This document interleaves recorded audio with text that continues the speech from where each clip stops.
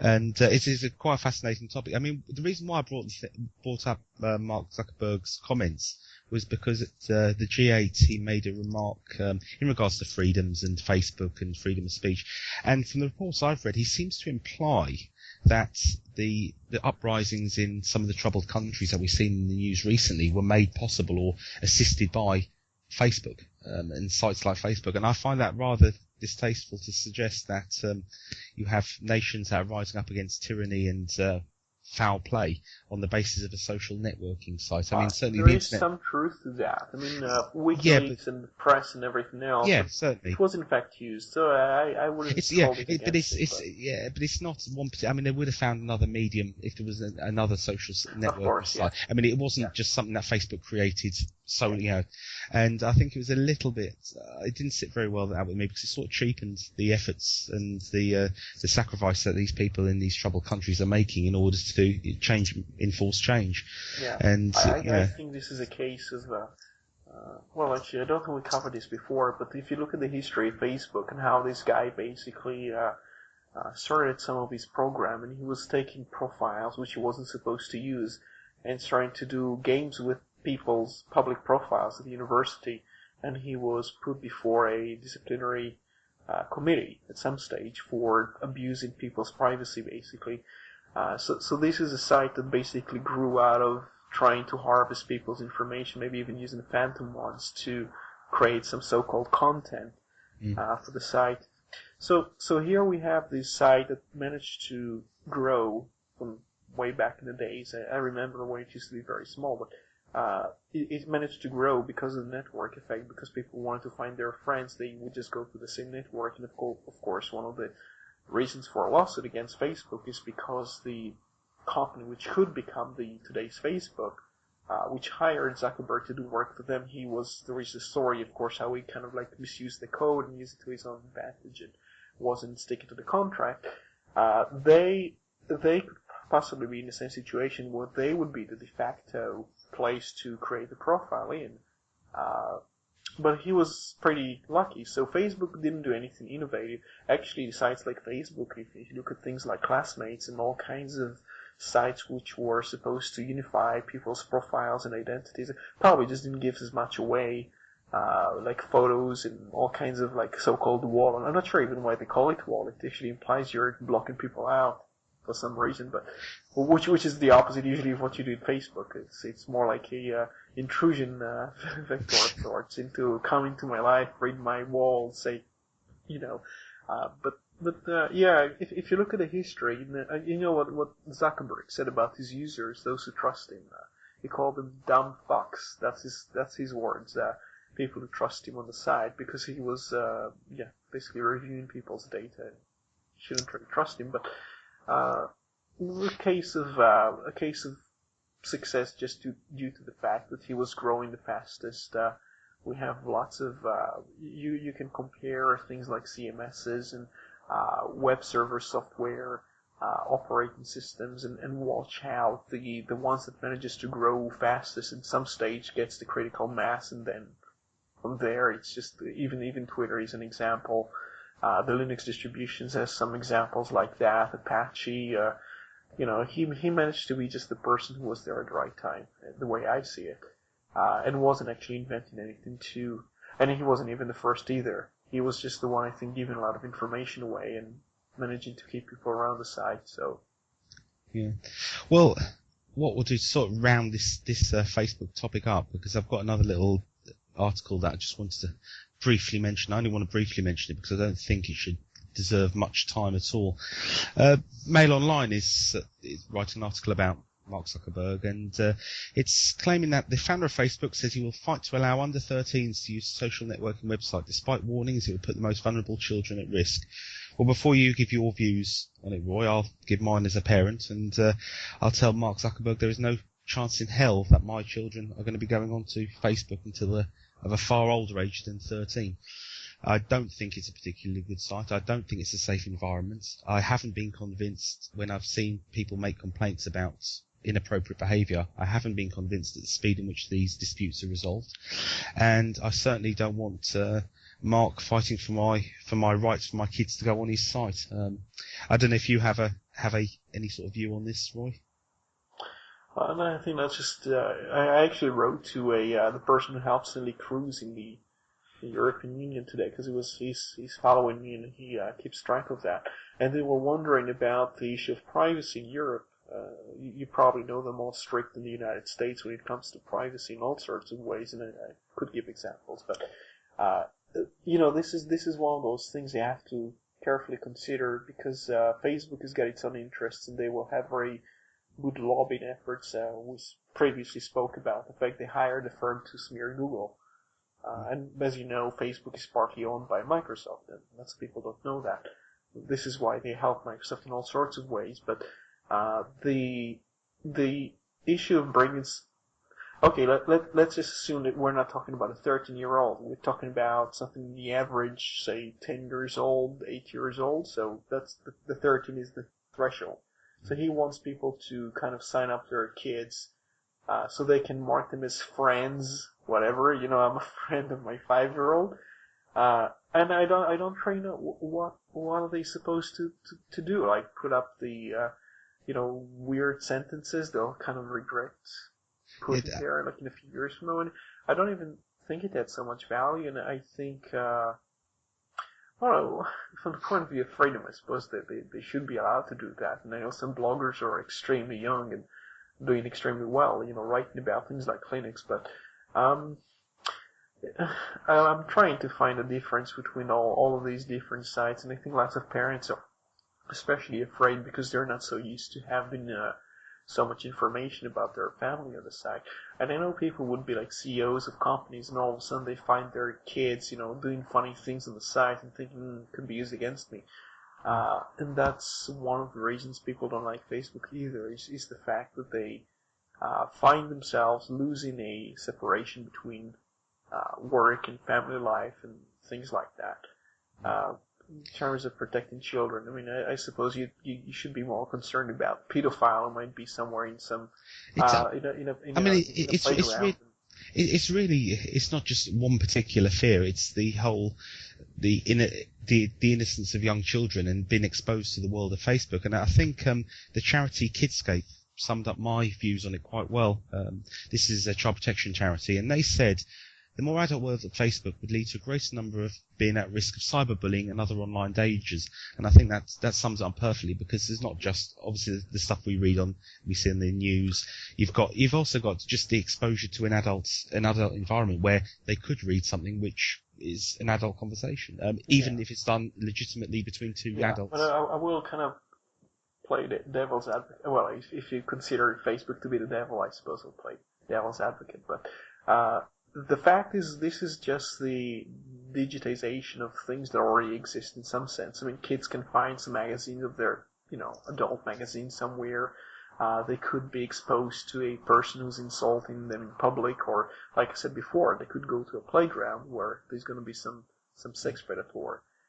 Another person is doing it online, and maybe it's actually going to be easier to catch these people online based on profiling or whatever. So I'm trying to think of... You see, the difference being... I mean, the difference being, I would hope this is true. It's certainly been true in my experience. If you walk down the street and there's a young child around, and you have two people maybe using adult language between themselves, if they see a young child, they may well keep quiet or hush the language a little bit. On the online world, you've got the mask of being anonymous, and it gives people a lot more scope if they are so inclined, or even if they're not even aware, just to speak to another person who they believe maybe is an adult, and say something inappropriate. And this is the worry, and this is why, as a parent, I'm not having people like Mark telling me or trying to encourage me to put my kids on to this type of site. It's my first job. I know I champion freedom of speech, but my first job is to look after the safety of my kids. I'll worry about free speech when they're a little bit older, and they're obviously mature enough to go on these sites. You have to define safety, though. Safety. I'm trying to be I'm trying not to be a hypocrite here, because I do advocate freedom of people of all ages in general, and I'm thinking about this word protection, which is always misused in some ways to actually means protect. sometimes it means to protect somebody else. You pretend that you protect the children when actually you say protect the children. You mean something like protect your interest in some cases. Well, safety, I find it quite easy to find safety. For example, I have a young lad, our front door is always locked because if it's left open, he may well open it and run out into the road. That's a danger that I can predict, and that's a danger that I can stop. So I lock the door and he can't open the door and get out onto the road. The internet is a completely different beast, especially sites like Facebook. The dangers, in inverted commas, are unknown to me. I can't prevent my son from being exposed to a danger that I'm not aware of. That could be anything. It could come as a result of an innocent picture sent by two consenting adults that he accidentally sees. It could be as a result of somebody specifically targeting him, or it could just be a result of him reading a conversation between two people that the two people involved didn't know that a younger person was reading it. And it's those type of dangers which I cannot predict that I sort of bracket into the realm of safety. What's going to happen?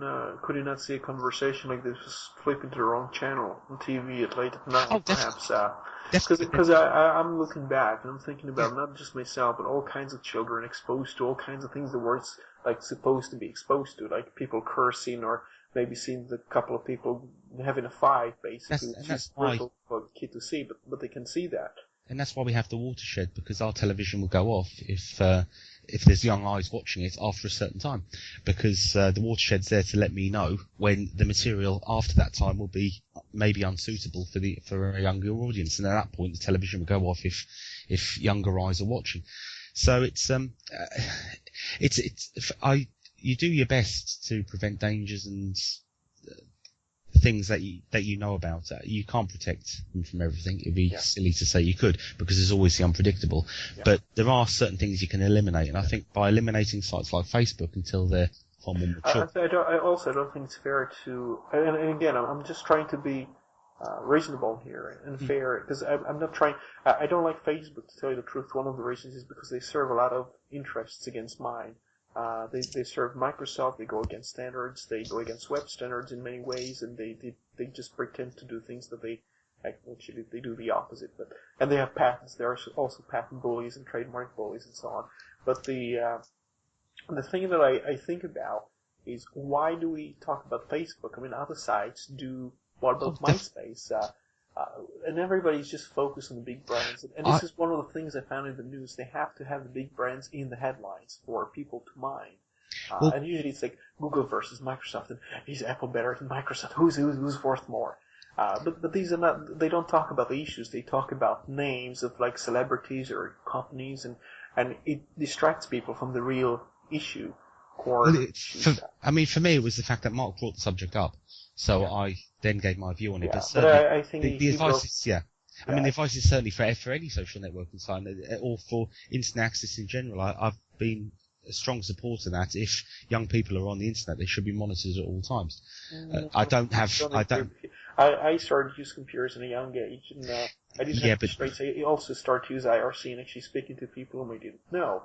When I was about 14, I used IRC, but I stopped using IRC a few years later, and I just recently got back into it. But the fact is, I was, as you might call it, exposed to like things I wasn't supposed to be exposed to. But the fact that I was doing these things exposed me also to the use of the internet, to communication on the internet, to certain websites. Now, I think there is a danger in lots of these things that you do, but I think that to say children are supposed to be excluded from certain things, it can be things like programming, and it kind of reminds me, to tell you probably won't like me saying that, it kind of reminds me of saying like women shouldn't drive because they aren't good drivers, which back in the days people used to say things like that, and they would actually have them like, only drive if the guy is walking around waving a flag in front of the vehicle. It's just the assumption that the children are going to be dangerous to themselves and the environment if they go on the internet. I think it's it usually comes from the adults too. Go to a child of a reasonable, I'd say 14, 15, and ask the child if they regret doing things on the internet that they did when they were 13 or 12 or whatever. I don't think you will actually find consensus within themselves that they want to be restrained. No, I think this is, people often say that, me and you, Roy, share exact opinions, and we don't. This is one of the times when our opinions are distinctly different. And, yeah, there is a lot of merit in what you say, but then it's very different when you are a parent, and you have got that child, and you have got the ability to prevent them from going on the internet without supervision, which is what, I mean, it's a bit academic for me at the moment anyway. I think your child is probably safer when using the internet than when going outside, doing things outside in the streets. And the other thing I'll say is I quite admire young people who are doing, even to some extent, people like Zuckerberg, who at a very young age, and I know another person is Matt Mullenweg, who founded WordPress and succeeded a project called B2 at the time, and he was doing extremely well, allowing young people to communicate using blogs. And if you restrain these people, if you say, well, you shouldn't be doing that because you're too young, or you can be exposed to people who will insult you, which probably they will, and I've seen that happen before. You just restrain quite a bit of potential, and you hurt the young generations. You basically say we take away from their possibilities to express themselves. So I think that I was a lot safer using the computer, because even if I was a young person, I remember when like I said, I got internet access when I was pretty young, so, and I got exposed to things I wasn't supposed to be kind of exposed to. And I remember one of the things that really scared me as a young person is somebody told me about a site that whose name I won't tell you, but it would show like pictures of like deaths and stuff that you don't really want to watch. And like friends of mine around the same age would kind of like try to tease people with these things that they got from the site. All kinds of disgusting, scary things, especially when you're a kid. And I did not enjoy the fact that the internet allowed me access to that sort of stuff. But this is the negative type of side of the internet. I wouldn't give up the internet because of that. And I don't think it actually posed any danger. I don't think it's in any way similar to being outside and possibly rushing into the road and being run over. I think it's more of a, you probably think more of a psychological effect on the children's minds. And if you think about filters, I suppose you could justify it, especially for children. I don't like when the adults are treated like children, and then you have the filters actually applied in a more global way to basically say, well, the government is going to block this site and that site because we know better than you what you're supposed to visit. Well, on that note, I think we'll move on to our next subject. And Roy, have you got another title? Well, one of the things I found out about an hour ago, we spoke about it briefly before the show. HTC. You have an HTC phone, as far as I know, and you bought your HTC phone just days before they settled, and I should say settled. They pretended they signed this kind of a happy, peppy deal with Microsoft, and I said at the time, no, Microsoft was going to sue them, apparently based on some articles I read, and they decided to basically pay some money to Microsoft to leave them alone.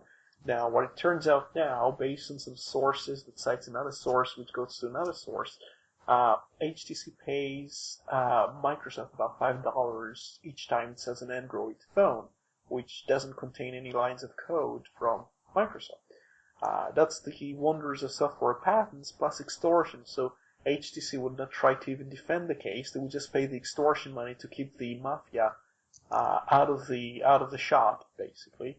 And Microsoft is pursuing more and more companies to do the same type of thing. They have a hard time with Motorola now. Sony's got lots of patents, so I don't think they'll try and do this to Sony. But Samsung, HTC, LG, and all sorts of Asian companies are paying Microsoft for phones that essentially run Linux because of extortion, blackmail, collusion, backroom deals. And this really disturbs me. This is actually what relates to the site I've been running for the past 5 years or so, which try to reverse this trend of Microsoft making money out of Linux just because Windows is dying.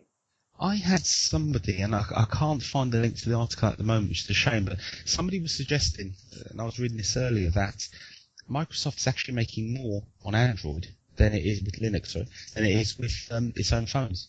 Yeah, because of quantities, I suppose, Yeah, which wouldn't surprise me. Like I say, that's completely unconfirmed. I haven't seen the figures. It was just somebody mentioned. So if indeed Microsoft is making more with Android, and then it certainly says a lot for its own platform and how that's doing, which I believe it's had its figures released, so to speak. I believe it was out of the 100 million phones that were sold, 1.6 million are Windows Phone 7. I think, if going off the top of my head, I think that was roughly about right, which is pretty diabolical, really, considering lots of them are actually, we mentioned this before, I just want to stress, about 80,000 of them are Microsoft employees. So if you put percentage of that, it's just like quite a lot of the people who are actually using Windows on phones are Microsoft employees. And I think they had a deal with Dell, so it would be like some Dell employees as well. Now, staying on the subject of Microsoft, we have news about Steve Ballmer having a conference in China recently and trying to explain away the, I won't say poor results, because certainly the money involved here is a lot more than I would ever have contact with, but it's explaining the poor performance in China. And Steve Ballmer has been blaming piracy as the root cause of all evil. Now, that in itself isn't too much of a surprise, because all throughout Hollywood and the music industry, piracy, the P word, is always used to demonize file sharing, but also to make an excuse for poor sales. Yeah. What was interesting about Ballmer's comment there was it wasn't very long ago, and you might have to remind me about the year, Roy, if you can remember this, but I remember Bill Gates making a comment about piracy and how it was. He made several of them. I Yes. can maybe tell you the year if you tell me which comment it was. Yeah. I was referring to the comment, I believe it was about China, actually, and it was that if they're going to steal it, let them steal it from us. Or this is towards the effect of this. If they're going to steal it, let them steal it from us. We'll work out how to collect 10 years later. Or something. It's words to those effects. Yeah, he said it in one of the universities, I believe, around, I think it was 2003. But he made some more interesting remarks later, and I think it was in Forbes with Fitzpatrick, 2007. His words actually include the L word, the Linux word, I believe. So he said something to the effect that it's better if we sell Windows than to basically crack down on them and then use Linux, which is exactly what happens in China. And this is something I've been predicting, well, it's very easy, I'm not taking credit for it because other people probably said the same. But a few years back, when the figures associated with Windows profits or revenue, not exactly the same thing, but were still kind of doing okay, the company wasn't really in need of complaining too much about so-called piracy. And I said as soon as it starts going down, which it has for the past, think about a year and a half now, it's been going down. You have to look closely to see that. It's the same with the Office to a certain extent, which basically means both the cash cows. When it starts going down, they will start to blame the people who are using it without paying, which Microsoft was always very happy with, and also some quotes about it from, I think it was from Craig Mundy from Microsoft. But they repeatedly, and I've been collecting all sorts of quotes, where they validate the allegation that they enjoy, and internally they actually strategize for, they actually would think about how do we make people get it for free. So as far as I can tell, if I was Microsoft and if I was in the boardroom, it wouldn't be outrageous for me to say we should go to torrent sites and give them copies of Windows, especially torrents, because these are people who won't be buying it anyway, and try and give them copies of Windows 7. I call it Vista 7. It's just pretty much the same. So giving them copies, not of Vista. By the way, they go after people who are selling the versions of Windows which aren't the current ones. So if you're selling in China now Windows XP, be very careful because they'll go after you because they don't want people to use XP now. They want to encourage people to go into so-called, to become so-called pirates of Windows 7 because they want to increase the figures of number of users that use this operating system. So it would make sense for them, and it wouldn't be an outrageous suggestion in the boardroom for someone to go into, just as some movie companies are doing, to try and squeeze illegal copies for promotion purposes. Mm. So this is what they've been doing in China. And of course, when they say something like, well, we're losing revenue, and it's the same type of propaganda you see from the MPAA and RAA, when they say lost revenue, they don't exactly mean lost revenue. They mean that if people were willing to pay, not if people actually pay, but people were willing to pay for the software, we could make money. But these people would not be willing to pay, and they are just trying to block the competition. So this is always very funny when they say that. And I thought about writing an article about it, but I just did a very quick dent about it. The reason being, I just wrote about it so many times, I think people would get bored if you just make the same arguments. I just point them to prior examples and things that I covered, and lots of quotes. It would be interesting if we did a special show where we just go through some quotes and just really make a very compelling case to tell people, look, these people are admitting repeatedly they enjoy the sharing of their software in the same way that we enjoy the sharing of Linux. But they are like closet sharers, they actually like sharing, the software for free, but they have to pretend that they don't do that. That we're like the evil one, we're the communism, but everyone using Windows and being the same, that's not communism at all. Well, to round off that topic, I'd like to leave it with this. And this is a comment from 2007, reportedly, from Steve Ballmer. And this is what he has to say about the iPhones. This is 2007. There is no chance that the iPhone is going to get any significant market share. No chance. Again, a very typical statement for me. But maybe he's right, because Android's doing extremely well now. It's up there, and Microsoft is making money out of that. I would suggest that whatever the figures for the iPhone are, they are relatively significant, and certainly more significant than their own platform of Windows Phone 7. But as you say, if they're making money off Android, who needs a platform of their own, because they can just go around all the phone manufacturers and apply their tax to them as well. You could go back and look at what he said about Vista. You could go back, and I could give you. I remember the quotes, but not exactly. I could look them up now. The Zune. I can remember him calling the Zune a funny product because they weren't making money on that. We by the way, for those who don't know, the Zune is dead now. They pretty much shut it down. And the Xbox. Did you hear about the last person who was one of the founding people and one of the key people in the Xbox team has just left the company as well. So that's the end of an era for the Xbox, because it's doing, I would tell you that based on what I've been reading, it's not doing well. It's just, it's really kind of dry, and you don't hear of any, since the Kinect thing and the departure of Robert Bach, and then there was the, what's his first name? J. Allard. I think it's not John. Usually goes by J anyway. They both left. They were the vice presidents or presidents of these. One of them was president of this division. So he doesn't look too promising for the hardware business. I mean, you're forgetting though, Roy, as promoted by the advocates, that it's sold the Kinect, and that's the fastest selling piece of hardware in the universe. How much did they spend on marketing? No, I'm serious. Because I understand they spent something like $500 million. To be fair to them, though, I've seen very little advertising for the Kinect. I mean, I don't watch a lot of television. I read the news, and I saw lots of fake news or PR. I saw a hell of a lot. But I tracked the news, and they really pushed a lot of stuff.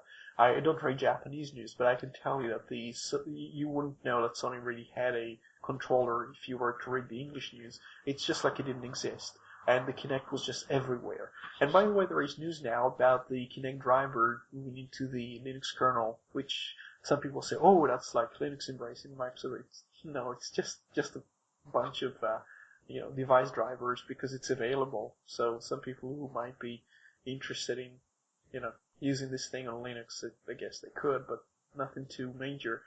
And I don't think they can ever sell too many of them, because you need an Xbox to start with. So if they sold, let's say 10 million so far, I mean, what can they sell from now on? I mean, they're not looking at potential of 500 million people buying this thing, because there is a prerequisite. They have to have something else first.